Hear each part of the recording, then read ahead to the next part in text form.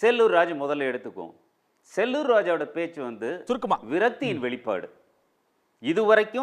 இதுவரைக்கும் கூட்டணிக்கு வரும் அந்த கட்சி தவக வந்து தங்களோட கூட்டணிக்கு வருங்கிற எதிர்பார்ப்பு நம்பிக்கை நிறையவே இருந்தது.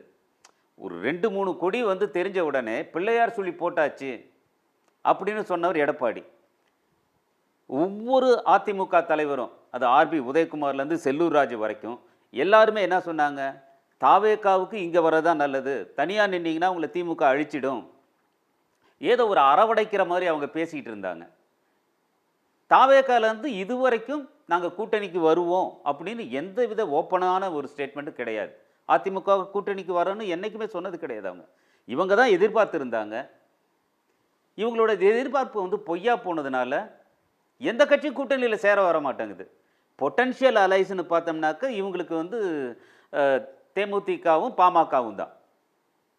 அப்படிங்கிறப்ப வந்து தாவேகாவோட நிராகரிப்பு அது விரக்தியை தருது. விரக்தியின் வெளிப்பாடுன்னு சொல்றீங்க. செல்லூர் ராஜு அவருடைய ஸ்டேட்மெண்ட் எப்படி புரிஞ்சுக்கிறது? பிரவீன் சக்கரவர்த்தி இவர்களுக்கெல்லாம் ஏது அது வந்து பிரவீன் சக்கரவர்த்தி வந்து செல்வ பெருந்தகை இவ்வளோ பேசுகிறார், அகில இந்திய காங்கிரஸ் தலைமை ஏன் அமைதி காக்கிறது? காங்கிரஸ் வந்து தன்னோட என்ன சொல்கிறது, தன்னோட கார்ட்ஸை வந்து கொஞ்சம் சேஃபாக ப்ளே பண்ணணும்னு நினைக்கிற மாதிரி தோணுது.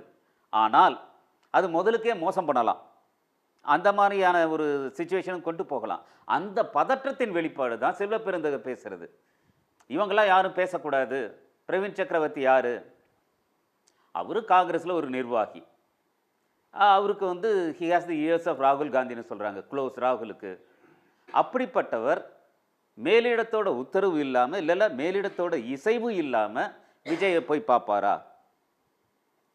அதை புரிஞ்சுக்கணும்.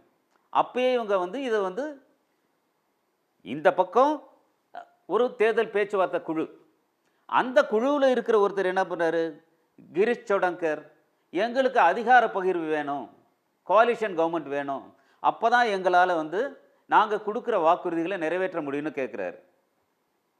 67 போன காங்கிரஸுக்கு 89 அந்த ஒரு ஆசை இருந்தது, 26 சீட்டு ஜெயித்தாங்க. இன்னைக்கு அந்த 26 சீட்டு ஜெயிக்கிற நிலைமையில் கூட காங்கிரஸ் இல்லை.